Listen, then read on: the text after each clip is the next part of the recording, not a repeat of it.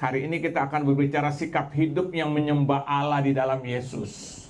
Kita mengenal Allah, Allah itu banyak saudara. Tapi Allah yang kita kenal adalah Allah yang mau menyatakan diri kepada manusia di dalam Yesus Kristus Tuhan. Kalau bicara Allah, banyak Allah. Ilah itu lebih banyak lagi ya kan. Tapi kita berbicara tentang Allah yang kita kenal di dalam Yesus Kristus Tuhan. Saya ajak kita lebih dahulu sebagai alat pendahuluan kita buka di dalam Yohanes pasal 4. Kita akan baca ayat 19 sampai dengan ayat yang ke-26. Kata perempuan itu kepada Tuhan Yesus, Tuhan nyata sekarang padaku bahwa engkau seorang nabi. Ya, 3, 4. Nenek moyang kami menyembah di atas gunung ini, tetapi kamu katakan bahwa Yerusalemlah tempat orang menyembah. Ayat 21, kata Yesus kepadanya, percayalah kepadaku, hai perempuan, saat akan tiba bahwa kamu akan menyembah Bapa bukan di gunung ini dan bukan juga di Yerusalem. Ayat 22. Kamu menyembah apa yang tidak kamu kenal. Ya. Kami menyembah apa yang kami kenal. Sebab keselamatan datang dari bangsa Yahudi. Ayat ke-23, saudara. Tetapi saatnya akan datang dan sudah tiba sekarang bahwa penyembah-penyembah benar akan menyembah Bapa dalam roh dan kebenaran. Sebab Bapa menghendaki penyembah-penyembah demikian. Ayat 24.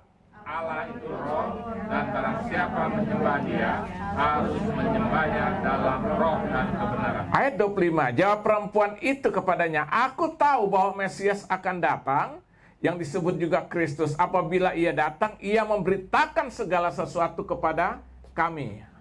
Ayat 26. Kata Yesus kepadanya, akulah dia yang sedang berkata-kata dengan engkau. Haleluya. Nah saudara, hari ini kita bicara poin ke-49 dari iman dan sikap hidup. Nah, saya akan berbicara tentang bagaimana seorang beriman harus memiliki sikap hidup. Nah, di hari ini kita bahas di poin ke-49, orang beriman tuh harus memiliki satu sikap hidup, yaitu hidup yang menyembah Allah di dalam Yesus. Amin. Sebab salah satu tujuan Tuhan memanggil kita bukan hanya untuk menerima keselamatan saja lalu stop sampai di situ, tapi Tuhan ingin supaya kita yang sudah terima keselamatan dalam Yesus tetap secara terus-menerus menjadi penyembah-penyembah yang benar. Penyembah-penyembah yang benar-benar menyembah Allah yang hidup itu di dalam Kristus Yesus Tuhan itu. Nah, saudara, kalau menceritakan tentang cerita yang baru kita baca, ini menceritakan bagaimana waktu Yesus berjumpa dengan seorang wanita Samaria di sebuah sumur, namanya sumur Yakub. Kira-kira jam-jam tengah hari, mungkin sekitar kurang lebih jam 12 siang, Yesus sampai di bawah sumur itu, ternyata ada seorang wanita sedang mengambil air. Kenapa kok harus siang? Padahal itu nggak lazim, saudara. Karena wanita-wanita pada zaman konteks itu, wanita-wanita Yahudi itu kalau pergi ke sumur tuh umumnya pagi hari. Jam 12 siang, kenapa dia ada di situ? Karena dia malu. Dia tuh kan pelacur. Akhirnya dia sudah punya 5 suami, 5 suami-suamian juga. Yang ke-6 pun itu bukan suaminya, saudara. Kebo. Nah, kumpul kebo. Akhirnya terjadi perjumpaan dengan Yesus, terjadilah percakapan. Yesus minta air dan sebagainya. Lalu dia bilang, masa kamu minta air sebagai orang Yahudi minta kepada orang Samaria? Kenapa dia berkata gitu? Karena antara Samaria dan Yahudi itu beda kelas. Yahudi itu KW pertama, itu KW 2. Karena orang Samaria campuran kawin dari orang Yahudi dengan suku-suku yang lain. Hasil kawin itu disebutlah, itulah orang Samaria. Akhirnya singkat cerita, terjadilah pembicaraan Yesus bilang, kalau kamu minum air ini kamu akan haus lagi. Tapi kalau kamu minum air aku berikan, kamu tidak akan haus untuk selama-lamanya. Bahkan dari hidupmu akan mengalir aliran air hidup itu. Singkat cerita, sampai mereka akan berbicara tentang penyembahan.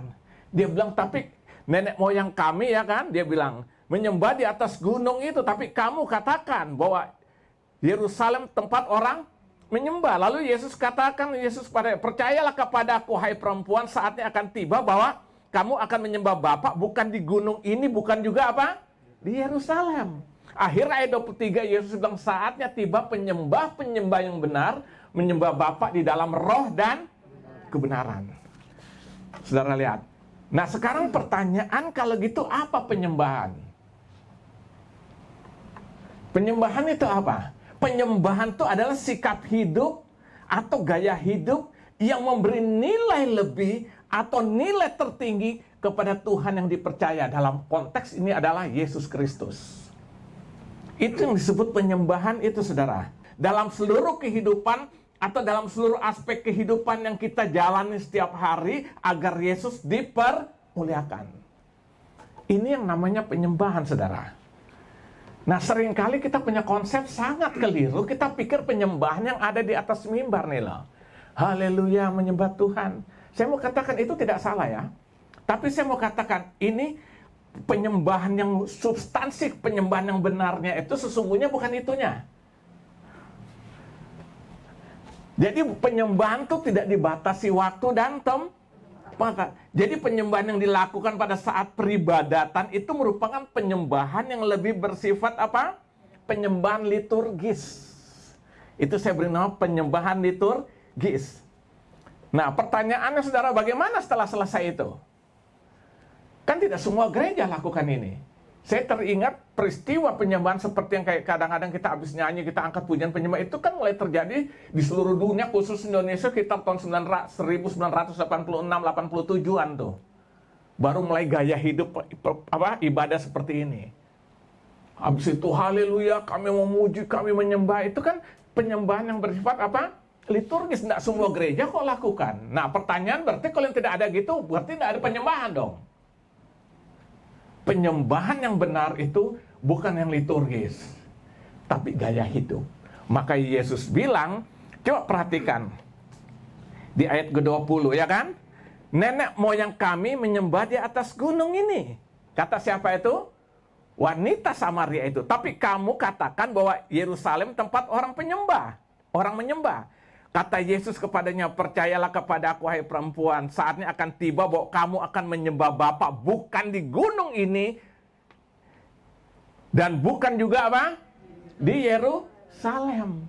Nah, saudara lihat, itu kan penyembahan-penyembahan dilakukan orang Yahudi pada zaman itu. Ini yang disebut dengan penyembahan peribadatan. Ini penyembahan liturgis gitu loh. Jadi waktu kita ada di atas mimbar ini, kita haleluya, puji Tuhan, sebagainya, itu hanya penyembahan liturgis. Nah, pertanyaan setelah turun itu gimana sikap hidup kita? Kita buktikan nggak bahwa kita ini orang yang sedang menyembah Allah dalam roh dan kebenaran? Ya, jadi saudara lihat, ini disebut dengan apa? Penyembahan yang bersifat liturgis. Lalu ayat 21, lihat sampai 24. Kata Yesus padanya, percayalah kepada aku, hai perempuan, saatnya akan tiba bahwa kamu akan menyembah Bapa bukan di gunung ini, bukan juga apa?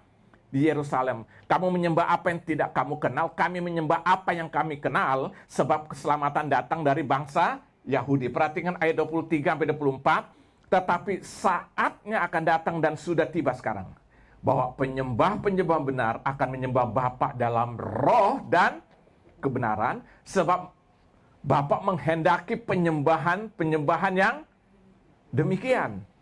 Allah itu roh, dan barang siapa menyembah dia harus menyembahnya dalam roh dan kebenaran. Jadi saudara lihat jelas di sini ya.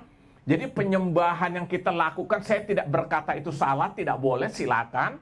Tapi kita jangan sampai kehilangan esensi kebenaran penyembahan yang sesungguhnya. Saya mau tanya, bisa nggak orang pura-pura? Habis caci maki orang di bawah, haleluya punya. Kita ini namanya liturgis. Liturgis kan liturgi, aturan-aturan. Maka setiap gereja beda-beda kan. Namanya itu namanya tata peribadatan. Nah, penyembahan yang sesungguhnya bukan seperti itu, saudara. Maka Yesus bilang penyembah yang benar menyembah Bapa dalam roh dan kebenaran, karena itu yang menjadi kehendak apa? Daripada Bapa di surga. Ya. Nah, di dalam bahasa Yunani kata penyembahan itu ada dua kata dipakai. Yang pertama disebut dengan proskuneo. Ada kan sekolahnya kan? Proskuneo itu terdiri dari dua kata, itu kata pros artinya dekat, dan kuon dari kata kuneo, proskuneo itu dari kata kuon tuh artinya anjing. Maksudnya apa? Nah, saya pakai terjemahan bebas. Jadi proskuneo itu artinya kira-kira tidak ada kesenangan yang lain dari seekor anjing selain untuk berada dekat tuannya. Sehingga dia mencium, menjilat tangannya tuannya, ya kan? Coba saudara piara anjing. Anjing tuh pengennya dekat dengan tuannya. Begitu dia dekat, dia loncat, dia cium. Kadang-kadang kita tunduk sedikit, pipi kita juga dicium. Tangan kita ya kan? Padahal nggak dikasih makan 1 minggu. Dia bisa tetap sifatnya nggak berubah. Kenapa? Proskuneo. Nah itu kata penyembahan.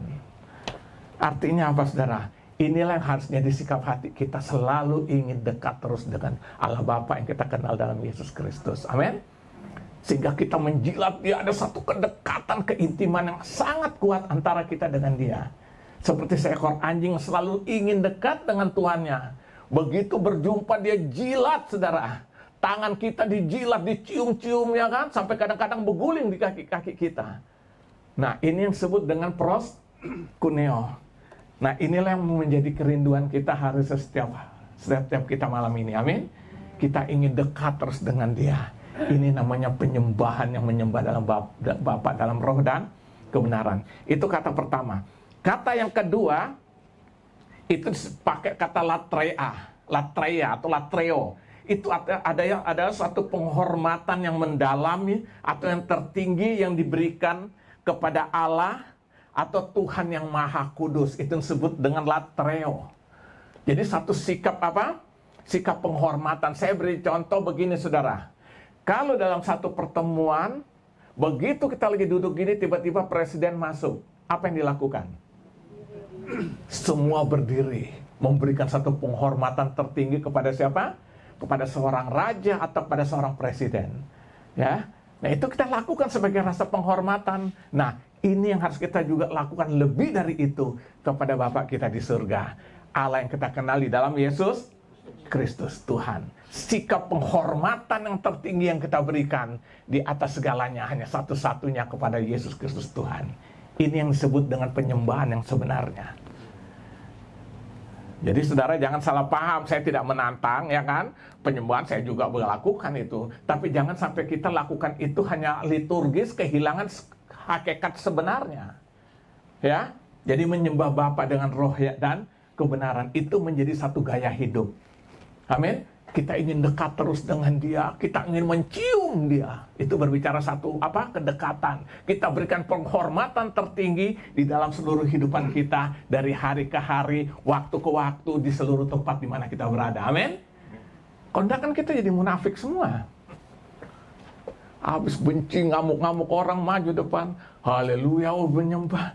Tuhan bilang, siapa yang kamu sembah? Ya kan? Itu harus gaya hidup tuh loh. Penyembahan tuh gaya hidup saudara. Kita beri nilai tertinggi dalam kehidupan kita hanya satu-satunya dia. Amin. Nah sekarang kita masuk pada pembahasan kita. Saya harap kita ngerti banget ya tentang penyembahan ini.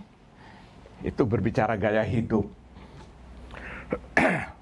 Jadi misalnya saudara nggak begitu haleluya, salah nggak?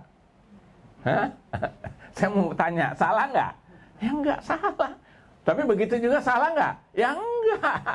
Ya kan? Tapi yang penting kita memiliki satu kehidupan, sikapnya menyembah dalam seluruh kehidupan kita, hari lepas hari, kapanpun, dimanapun kita berada, kita memberikan nilai tertinggi bagi dia melalui kehidupan kita. Supaya lewat hidup kita, Yesus dipermuliakan. Itu penyembahan yang sesungguhnya. Amin. Nah sekarang, apa konkretnya sikap hidup yang menyembah? Buka Roma 12 ayat 1 dulu. Karena itu, saudara-saudara, demi kemurahan Allah, aku menasihatkan kamu supaya kamu mempersembahkan tubuhmu sebagai apa? Persembahan yang hidup, yang kudus, dan yang berkenan kepada itu adalah apa? Ibadahmu yang sejati. Artinya apa saudara? Artinya kehidupan kita ini yang kita persembahkan kepada Allah di dalam kekudusannya dan berkenan di hadapannya. Jadi yang namanya saudara lihat di sini konkretnya sikap hidup yang menyembah Allah artinya hidup ini loh yang kita persembahkan bagi Tuhan di dalam kekudusan Tuhan. Makanya kita harus dikuduskan dulu supaya kita memiliki sikap hidup yang kudus. Dan akhirnya hidup kita yang kudus itu berkenan di hati Tuhan. Nah ini Paulus bilang itulah ibadah yang sejati. Jadi ibadah sejati bukan sekebatas kumpul-kumpul begini saudara. Ini kan ada batas waktu. Habis itu selesai. Nah pertanyaan setelah selesai nggak ibadah kita? Hah? Kalau baca dalam konteks ini kan nggak selesai. Karena apa? Hidup yang kita persembahkan kan? Itu konkretnya gitu loh. Karena hidup kita yang kita persembahkan. Artinya kapanpun dan dimanapun aku berada, aku menunjukkan aku adalah orang-orang menyembah Tuhan lewat sikap hidupku. Amin. Akhirnya orang lihat ini berbeda. Kita sebagai seorang seniman yang menjalankan tugas pekerjaan kita, sebagai karyawan, sebagai apapun, sebagai pedagang, tunjukkanlah sikap hidup seorang yang mempersembahkan hidupnya sebagai persembahan yang hidup, kudus, berkenan di hadapan Allah. Itu ibadah yang sejati. Artinya hidup kita yang kita persembahkan. Lebih mudah mempersembahkan mati atau hidup? Lebih mudah mana? Mempersembahkan mati kita untuk Tuhan atau hidup kita? Mati selesai, habis. Justru hidup yang Tuhan minta. Karena dalam kehidupan itu kita bisa melakukan apa saja yang Tuhan mau. Amin. Nah, itu sebabnya ya. Jadi, apa konkretnya sikap hidup yang menyembah Allah? Ya, hidup ini yang kita persembahkan pada Tuhan di dalam kekudusan dan hidup berkenan di hati Tuhan. Bahkan Paulus bilang itulah ibadah yang sejati sesungguhnya. Amin. Nah, ini hanya sekedar kita kumpul-kumpul ini supaya di sini kita dicas, di sini kita saling dikuatkan, di sini kita saling menasihati satu terhadap yang lain, di sini kita saling berbagi kasih. Amin. Nah, selanjutnya apa? Kita akan berinteraksi dalam kehidupan keseharian. Tunjukkanlah kita orang yang menyembah Tuhan dalam roh dan kebenaran itu. Amin. Nah, sekarang dalam bentuk apa? Nah, ini kita akan lihat. Apa konkretnya sikap hidup menyembah? Tadi mempersembahkan tubuh sebagai persembahan hidup, kudus, dan berkenan di hadapan Allah. Nah, sekarang dalam bentuk apa, saudara? Yang pertama, bentuknya itu sikap hidup taat kepada Allah dan firman-Nya. Jadi, saudara, yang pertama, bentuk yang nyata sebagai orang yang menyembah Tuhan itu, dia mempersembahkan hidupnya untuk Tuhan. Yang pertama, dia akan memiliki yang namanya sikap hidup ketaatan kepada Allah atau firman-Nya. Nah, saya beri contoh, coba saudara buka dalam Kejadian pasal 12. Kejadian pasal 12. Jadi lebih nyatanya, lebih konkretnya saudara, bahwa kita benar-benar mempersembahkan hidup kita. Yang pertama, kita memiliki sikap hidup namanya ketaatan kepada Allah. Coba buka dalam Kejadian pasal yang ke-12. Ayat 1-9 secara cepat saja saya baca. Berfirmanlah Tuhan kepada Abram, pergilah dari negerimu dan dari sanak saudaramu dan dari rumah bapakmu ini ke negeri yang akan ku tunjukkan kepadamu. Nah, saudara boleh baca aja terus nanti saudara lihat ini perintah Tuhan kepada siapa? Kepada Abraham. Ya, namanya tadinya masih bernama siapa? Abram, akhirnya Tuhan ganti menjadi Abraham. Nah, waktu Tuhan suruh dia perintah untuk meninggalkan negeri itu, dia sudah tahu secara pasti kemana arah tujuannya tadinya? Belum. Nanti sampai dia dalam perjalanan baru Tuhan kasih tahu nanti kemana. Nah, pertanyaan kenapa Abram ini mau lakukan itu?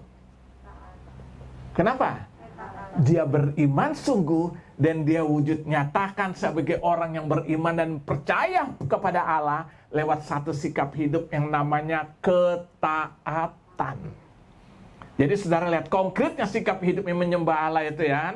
Kita mempersembahkan hidup kita dalam bentuk yang pertama, sikap hidup dalam ketaatan kepada Allah atau kepada firman-Nya.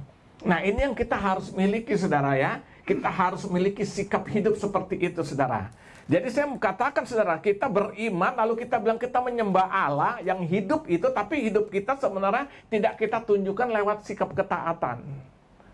Maaf saya harus katakan, kita bukan penyembah yang benar. Orang menyembah benar pada Allah, dia akan taat kepada Allah. Dia wujud nyatakan itu lewat sikap hidupnya. Abraham sampai disebut bapak segala orang beriman karena dia menyembah Allah yang dia kenal itu, dan dia wujud nyatakan sikap hidupnya lewat sebuah ketaatan. Ini contoh yang kedua, lihat dalam Ibrani tetap dalam kitab Kejadian pasal 6. Saudara lihat di ayat 14, terus baca dan nanti ayat 21 jadi 2 ayat kita baca. Ayat 14. Ini bagaimana waktu sebelum air bah turun, Tuhan perintahkan Nuh karena Tuhan akan menghukum dunia. Lalu perintah itu Tuhan sampaikan kepada Nuh. Kenapa? Karena Nuh didapati Tuhan orang yang sungguh-sungguh berkenan di hati Tuhan. Dia hidup menyembah sungguh-sungguh kepada Allah. Makanya Tuhan sebelum habisi kejahatan manusia di dunia ini satu-satu bilang, gue habisin aja dah. Tapi untuk Nuh diperhitungkan beda. Tapi apa sebelum air bah itu turun? Kan Tuhan harus melihara dia. Apa yang Tuhan perintahkan? Perhatikan ayat 14. Buatlah bagimu sebuah batra dari kayu gofir. Kayunya juga ditentukan. Ini kalau buat gitar bass nih bagus nih kali. Kayu gofir. Gak tahu kayak apa ya bentuk kayunya tuh ya. Ya, kayu gofir batra itu harus kau buat berpetak-petak dan harus kau tutup dengan pakal dari luar dan dari dalam. Beginilah engkau harus membuat batra itu 300 hasta panjangnya, terus 50 hasta lebarnya, dan 30 hasta tingginya. Buatlah atap pada batra itu dan selesaikanlah batra itu sampai sehasta dari atas dan pasanglah pintunya pada lambungnya. Buatlah batra itu bertingkat, bawah, tengah, dan atas. Lanjut aja supaya nggak buang waktu. Kita perhatikan di ayat 22. Lalu Nuh melakukan semuanya itu tepat seperti yang diperintahkan Allah kepadanya, demikian dilakukannya. Bayangkan sebelum air bah turun, dia disuruh buat, saudara. Itu prosesnya, saudara tahu air bah sejak dia buat tuh kurang lebih berapa lama? Cukup lama, saudara. Lihat, Tuhan perintahkan belum ada tanda-tanda air bah akan turun, tapi Tuhan suruh Nuh buat itu, saudara. Buatnya di atas gunung lagi. Dia kan nggak ngerti. Tuhan sampai tuntun ambil kayu gofir, bikin panjangnya 300 meter, lebar 50 meter, tinggi 30 meter, lu bagi 3 bagian itu, bikin petak-petak, ya kan? Setelah dia buat, ditertawakan, saudara boleh baca dah terus. Dia ditertawakan, dianggap agak stres nih Nuh. Karena orang nggak ada tanda-tanda. Kalau memang sudah musim hujan lalu dia buat, oke lah. Setelah itu pada lakukan begitu tepat sudah selesai, Tuhan bilang masukkan seluruh binatang sepasang-sepasang. Setelah itu Tuhan suruh siapa? Sekarang kamu beserta istri, 3 anak, 3 mantu masuk, lalu Tuhan sendiri yang tutup pintu itu dari luar supaya tidak ada yang bisa buka. Maka Alkitab bilang kalau Tuhan sudah buka tidak bisa yang menutup, kalau Tuhan sudah tutup tidak ada yang bisa membuka. Makanya berkat kita nggak usah takut hilang. Kalau Tuhan sudah berkati kita tidak akan ada yang bisa ambil. Amin. Nah, saudara, lalu apa yang Nuh lakukan? Dia taat, meskipun kelihatannya aneh. Nah, saya mau tanya, waktu air bah dicurahkan, yang hidup cuma siapa? Nuh, istri, anak, 3 anak, dan 3 mantu, dan binatang-binatang yang dia masukkan. Kenapa ini terjadi? Karena Nuh hidup di dalam apa? Ketaatan sebagai orang yang sungguh-sungguh menyembah Allah yang hidup itu. Jadi yang pertama, saudara, kita harus menyatakan kita ini orang-orang yang sungguh menyembah Dia dalam roh dan kebenaran. Yang pertama lewat sebuah ketaatan kita lakukan dalam kehidupan kita. Kadang-kadang Tuhan suruh apa, kadang-kadang nggak masuk akal, taat aja. Saudara, saya beri contoh dalam keseharian kita lah. Kalau orang buat jahat, saudara, suruh kita diampuni, gampang nggak? Orang buat jahat buat kita, untuk kita mengampuni susah. Jujur kalau menurut kedagingan kita. Tapi firman Tuhan suruh lakukan itu, berarti kita harus lakukan enggak? Sebagai orang beriman harus taat. Makanya Alkitab bilang kan, jika seteru, dalam Roma 12, kalau saudara kan, jika seterumu lapar beri dia makan, jika seterumu haus beri dia minum. Dengan demikian engkau apa? Menumpuk bara api di atas kepalanya. Supaya apa? Kebakar gitu. Itu sih lu jahat, sama aja lu pakai tangan Tuhan suruh bunuh. Bukan supaya orang yang mendapat, orang yang jahat kita balas dengan baik, dia akan mengalami kehangatan kebaikan itu, dan itu bisa mengubah orang itu. Amin. Amin. Orang jahat kita balas jahat, makin hancur. Jadi saudara lihat ya. Nah, itu sebabnya yang pertama dalam bentuk apa, saudara? Sikap hidup menyembah. Yang pertama hidup di dalam ketaatan. Ketaatan bukan perlu mengerti atau tidak mengerti, pokok taat ya taat. Tuhan suruh lakukan sesuatu, ya lakukan. Amin. Ini yang pertama. Yang kedua, dalam bentuk apa, saudara? Sikap hidup menyembah Tuhan. Yang kedua yaitu sikap hidup dalam kesetiaan kepada Allah. Dalam konteks ini tentu Allah yang kita kenal di dalam nama Yesus Kristus Tuhan. Jadi harus ada namanya kesetiaan. Ikut Tuhan tuh bukan hanya hari ini aja. Sampai kapan? Sampai innalillahi. Jadi dari awal sampai akhir kita harus tetap di dalam Yesus. Satu kali Yesus, tetap Yesus, selama-lamanya Yesus. Sekali melayani Tuhan, tetap selama-lamanya melayani Tuhan. Itu namanya kesetiaan. Nah, orang yang mempersembahkan hidupnya bagi Tuhan, yang pertama dia akan hidup dalam ketaatan, yang kedua dia memiliki sikap hidup yang namanya apa? Setia kepada Allah. Coba saudara, saya beri contoh Ayub, saudara. Ayub pasal yang kedua, Ayub 2, 9-10 maksudnya.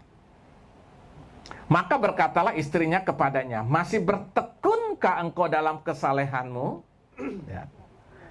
Memang istri itu ada dua kemungkinan. Kalau tidak menjadi penolong, perongrong. Lihat kan? Waktu Ayub lagi oke semua, dia tenang-tenang kan? Begitu ada masalah, bukan dia tolongin. Maka berkatalah istrinya kepadanya, masih bertekunkah engkau dalam kesalehanmu? Kutukilah Allahmu dan matilah. Sadis banget ya. Lu masih mau menyembah Allah, kutuk lalu mati aja kau. Saudara bayangin ini kalau misalnya dia ngomong ini misalnya kayak orang dari misalnya apa? Indonesia Timur atau orang Batak dia ngomong, mati mau, iya kan? Umpama ya kan? Maka berkatalah istri kepadanya, masih bertekunkah engkau dalam kesalehanmu? Kutukilah Allah. Pertama dia suruh kutuki Allahnya, lalu matilah. Tetapi jawab Ayub kepadanya, engkau bicara seperti perempuan gila. Apakah kita mau menerima yang baik dari Allah, tapi tidak mau menerima yang buruk? Dalam kesemuanya itu Ayub tidak berbuat dosa dengan bibirnya. Kenapa? Ayub memiliki satu hubungan yang baik dengan Tuhan. Dan yang itu dia bisa merasakan bagaimana kebaikan Tuhan. Itu sebabnya sampai waktu Tuhan izinkan hartanya habis, anaknya 10 mati, dia kena borok, sampai istri bilang, udah tinggalkan Allahmu, kutuki dia lalu kau mati aja mendingan. Dia bilang, masakah engkau hanya mau menerima yang baik, giliran menghadapi masalah, tantangan, engkau seakan-akan ingin mengutuki Allahnya. Alkitab katakan Ayub tidak berbuat apa? Tidak berbuat dosa dengan bibirnya. Kenapa? Sikap kesetiaannya kepada Allah. Nah, orang yang menyembah Tuhan hidupnya setia kepada Allah. Yang kita kenal di dalam Yesus. Setia. Kita kan kadang-kadang begitu menghadapi masalah tantangan sudah kecewa. Kok begini ikut Tuhan? Begini dan begitu segala macam yang timbul dalam hati kita. Kita protes. Padahal kadang-kadang Allah izinkan itu karena ada rencana yang indah lebih baik daripada semuanya itu. Amin. Kesetiaan itu terbukti lewat masalah. Kesetiaan akan dibukti lewat tantangan. Kalau semuanya beres, gampang saudara. Tapi begitu menghadap tantangan, masih nggak kita bilang, yes, engkau tetap Allah yang baik. Dia uji kadang-kadang kesetiaan kita loh. Masih setia nggak kita hidup melayani Tuhan, mengiring Tuhan? Amin. Contoh yang lain siapa lagi? Murid-murid Yesus. Ada 13. Yang satu, sebenarnya yang satu tuh menyesal loh. Yang namanya Yudas. Dia buang kan uang perak itu 30 keping perak dia buang. Cuma menebus rasa salahnya, dia bunuh diri, itu kesalahannya. Tapi yang 12 orang, sempat ada yang menyangkal dia. Tapi akhir dari seluruh perjalanan hidupnya, mereka tetap ada dalam Yesus. Amin. Saudara lihat nanti pasal Kisah Rasul. Bagaimana waktu Petrus berkhotbah itu. Dulu yang begitu ketakutan, sekarang dia berdiri waktu di mana Tuhan mulai menurunkan Roh Kudusnya dicurahkan, baru mereka mulai berbahasa dengan bahasa-bahasa yang mereka tidak ngerti, tapi dimengerti oleh apa? Oleh orang-orang yang lain yang hadir situ sesuai dengan suku-suku mereka ngerti bahasa itu. Lihat, mereka dibilang, oh ini orang sedang mabuk. Petrus berdiri dan berkata apa? Mereka tidak mabuk seperti yang kau katakan.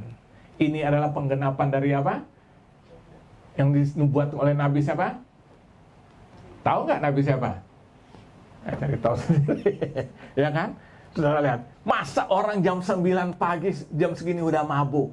Inilah yang dijanjikan Tuhan bahwa mereka dipenuhi oleh Roh Kudus. Berani luar biasa Petrus yang dulu pernah menyangkal. Dan akhir dari kehidupan Petrus, dia minta, salibkan aku dengan kepala di bawah. Setia sampai akhir. Saudara lihat, jadi orang yang menyembah Tuhan akan memiliki sikap hidup yang namanya setia sampai akhir. Amin. Saudara diberkati, setia nggak? Amin. Lagi nggak ada berkat, setia nggak? Lagi ada masalah, tantangan, tetap setia nggak? Masih bilang Yesus tetap Yesus yang baik nggak? Amin. Nah, ini yang namanya sikap menyembah Allah. Memberi nilai tertinggi dalam hidup kita tuh hanya satu-satunya Dia. Makanya Paulus pernah berkata, ya kan, aku tahu kepada siapa aku percaya, bahwa Dia berkuasa. Amin. Sampai dia juga pernah bilang, siapa dapat memisahkan aku dari kasih-Nya? Ketelanjangankah, penderitaan dan sebagainya, tidak ada yang bisa memisahkan aku dari kasih-Nya. Itu dikatakan oleh Paulus. Kesetiaannya luar biasa. Amin. Nah, saudara lihat, ini bukti konkret orang yang menyembah Allah. Amin. Jadi bukan hanya sekedar kita di atas panggung ini kan, tunjukkan lewat kehidupan keseharian kita. Kita orang menyembah Allah. Yang pertama taat, yang kedua setia. Yang ketiga, sikap hidup yang tidak mudah terpengaruh oleh situasi atau kondisi apapun. Ini penting, saudara. Tidak terpengaruh oleh situasi dan kondisi apapun. Karena kita kenal Dia. Tidak tergantung kondisi dan kondisi apapun atau situasi apapun. Nah, saya beri contoh, saudara buka dalam kitab Bilangan. Bilangan 14, 6 sampai dengan ayat 9 ya. Temanya itu pemberontakan umat Israel. Lihat judul perikopnya. Tapi saudara perhatikan Bilangan 14 ayat 6 sampai 9. Tetapi Yosua bin Nun dan Kaleb bin Yefune, yang termasuk orang-orang yang telah mengintai negeri itu, mengoyakkan pakaiannya dan berkata kepada segenap umat Israel, negeri yang kami lalui untuk diintai itu adalah luar biasa baiknya. Jika Tuhan berkenan kepada kita, maka Ia akan bawa kita masuk ke negeri itu dan akan memberikannya kepada kita suatu negeri yang berlimpah-limpah susu dan madu. Ayat ke berapa? 9. Hanya janganlah memberontak kepada Tuhan dan janganlah takut kepada bangsa itu, sebab mereka akan kita telan habis. Yang melindungi mereka sudah meninggalkan mereka, sedangkan Tuhan apa? Menyertai kita. Janganlah takut kepada mereka. Nah, cerita ini menceritakan bagaimana bangsa Israel waktu setelah keluar dari Mesir harus masuk tanah Kanaan. Sebelum mereka masuk, maka Tuhan perintahkan Musa, kirimkan 12 orang pengintai untuk melihat bagaimana keberadaan di tanah Kanaan. Nah, saya mau tanya, 12 orang waktu pergi mengintai, mereka melihat halnya sama nggak? Semua sama. Tapi saudara lihat, waktu mereka pulang, dari 12 orang ini ternyata laporannya berbeda. Pertama mereka bilang, oke, sama, susu dan madu luar biasa berkelimpahan di sana, pokoknya hal yang nyaman. Tetapi yang 10 berkata, tapi kita tidak bisa masuk. Kenapa? Orangnya gede-gede. Kita akan ditelan habis. Saya mau tanya, peristiwa itu sudah terjadi belum? Itu kan asumsi. Makanya hati-hati dengan asumsi, saudara. Belum terjadi sesuatu, ya kan? Akhirnya apa? 10 orang tuh otomatis pengaruhnya cukup besar bagi apa? Bagi orang Israel. Jadi akhirnya semua berontak. Makanya ayat 7 saudara lihat di situ. Berkata, tapi Yosua bin Nun, Kaleb yang termasuk orang apa? Yang telah mengintai negeri itu mengoyakkan pakaiannya. Dia bilang kalau kita Tuhan suruh masuk, harus masuk. Nah, pertanyaan terakhir. Akhirnya yang masuk siapa? Cuma Yosua sama Kaleb.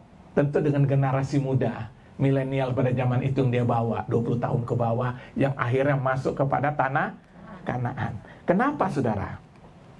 Karena mereka tidak mau terpengaruh dengan situasi yang ada. Mereka hanya berpegang, berpaut hanya kepada janji Allah. Kalau Tuhan suruh mengintai, Tuhan suruh mereka masuk Kanaan, itu dari sejak awal Tuhan sudah pimpin dari mana? Tanah Mesir. Memang tujuannya Kanaan, berarti Tuhan tidak akan pernah gagal. Kalau terjadi kegagalan, bukan Tuhan yang gagal, tapi mereka yang gagal.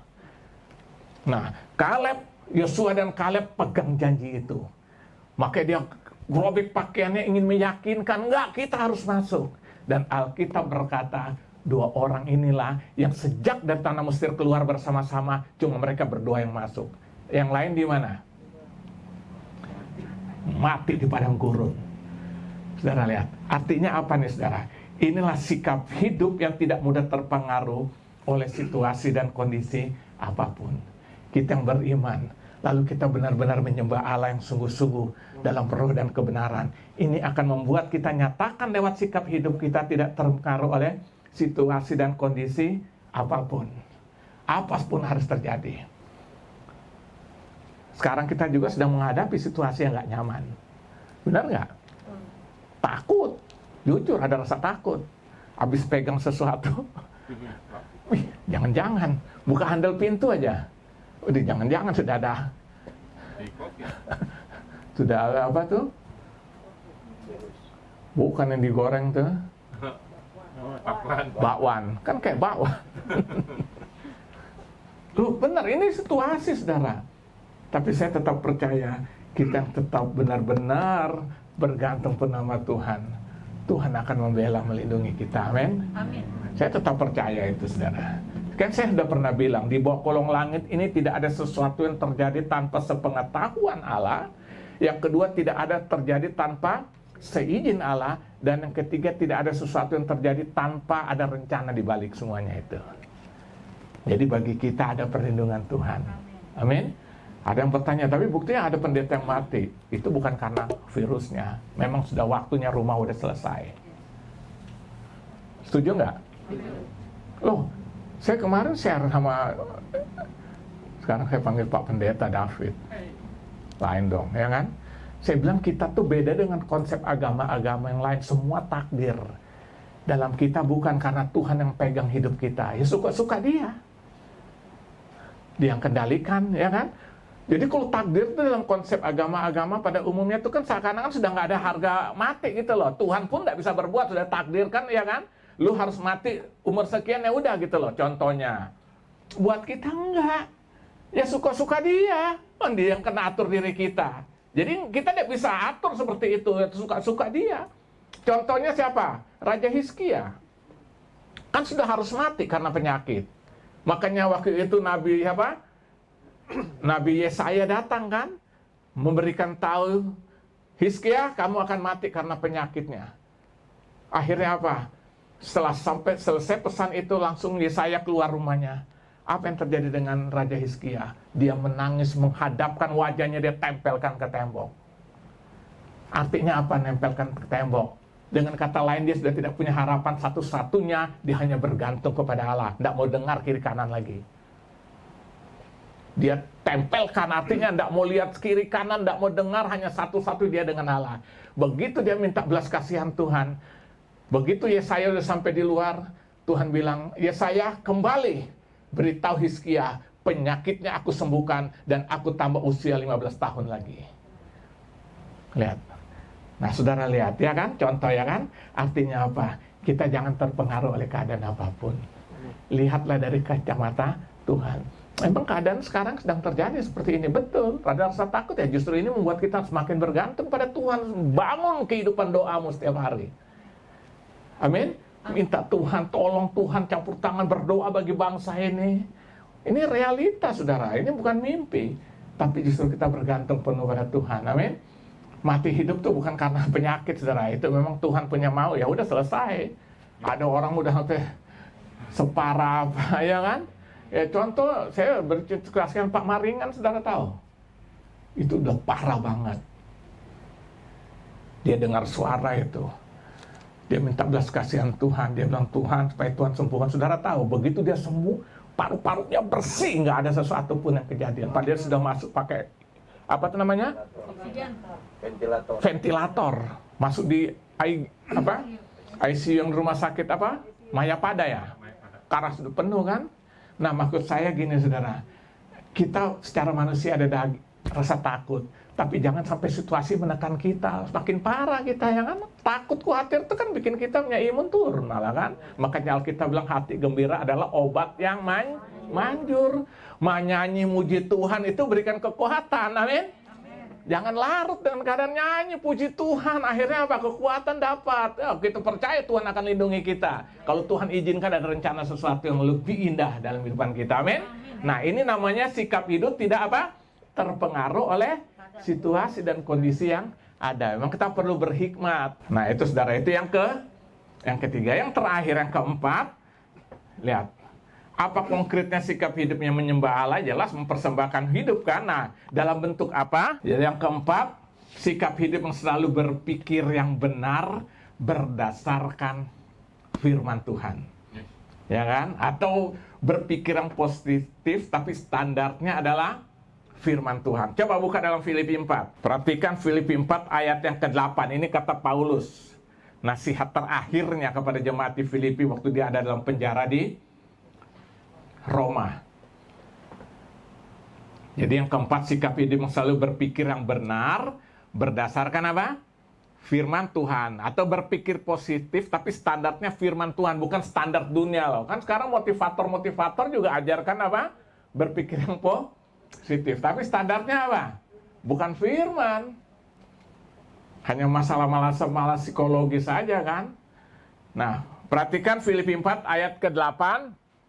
Jadi akhirnya saudara-saudara, semua yang benar, semua yang mulia, semua yang adil, semua yang suci, semua yang manis, semua yang sedap didengar, semua yang sebut kebajikan dan patut dipuji, apa? Pikirkanlah semuanya itu. Ini yang saya katakan apa? Sikap berpikir yang benar berdasarkan apa? Firman Tuhan. Nah, saudara lihat, inilah salah satu bentuk daripada tindakan kita sebagai orang menyembah Allah. Kita selalu memiliki pola pikir Kristus. Makanya dalam Filipi pasal 2 ayat yang kelima, taruhlah pikiranmu, juga perasaanmu seperti terdapat di dalam Kristus. Jadi pikiran benar, yang positif itu, tapi standarnya firman Tuhan. Nah, inilah sikap hidup daripada orang yang sungguh-sungguh beriman dan dia buktikan hidupnya menyembah dalam roh dan kebenaran. Yaitu sikap hidup selalu berpikir yang benar berdasarkan apa? Firman Tuhan. Kalau saudara hanya pikiran negatif, saudara lihat hanya orang buang muka, gak bisa tidur semalam, stres sendiri saudara. Ya tapi dia buang muka, biarin aja muka dianya lah. Ya kan? Gua tegur dia cuek. Kadang-kadang kesal, benar nggak? Ya biarin aja ya. Emang gue pikirin. Saudara, kita tidak hidup dengan cara-cara itu, amin. Ketemu lagi, tegur lagi. Lama-lama ini kan dia malu sendiri ya kan. Ayo saudara ya, kita berpikir aja yang baik, amin. Saya percaya kalau kita lakukan itu, kita terus mengalami pertumbuhan dalam Tuhan secara dasar dan luar biasa. Nah, saya kira ini aja malam ini yang saya sampaikan malam ini, yaitu sikap hidup yang menyembah Allah di dalam Yesus, ya kan? Nah, Alkitab katakan tiba saat penyembah akan menyembah Bapa dalam roh dan kebenaran. Jadi menyembah Tuhan, kalau yang saya katakan kita di atas mimbar haleluya itu hanya salah satu bentuk yang bersifat liturgis, tapi penyembahan yang sesungguhnya adalah hidup kita. Amin. Kita nyatakan kita orang-orang yang percaya Allah dan menyembah dalam kebenaran, di mana kita nyatakan aku mau taat kepada Dia, aku mau setia kepada Dia, aku tidak mau terpengaruh dengan situasi kondisi dunia yang sedang terjadi ini, karena aku pengharapanku hanya kepada Dia, dan akhirnya aku selalu berpikir yang baik, yang benar, yang positif berdasarkan firman Tuhan. Dan saya percaya kalau kita lakukan itu, kita akan mengalami kedahsyatan Tuhan dalam hidup. Amin. Inilah sikap menyembah yang benar. Amin. Memberikan nilai tinggi bagi Tuhan di atas segala-galanya. Makanya Paulus sampai bilang, aku tahu kepada siapa aku percaya dan aku tahu Dia berkuasa. Paulus juga bilang, hidupku bukannya aku lagi, tapi Kristus yang hidup dalam aku. Hidup hanya bagi Kristus, mati pun adalah keuntungan. Nah, malam ini biar ini menjadi berkat bagi kita semua. Haleluya, haleluya.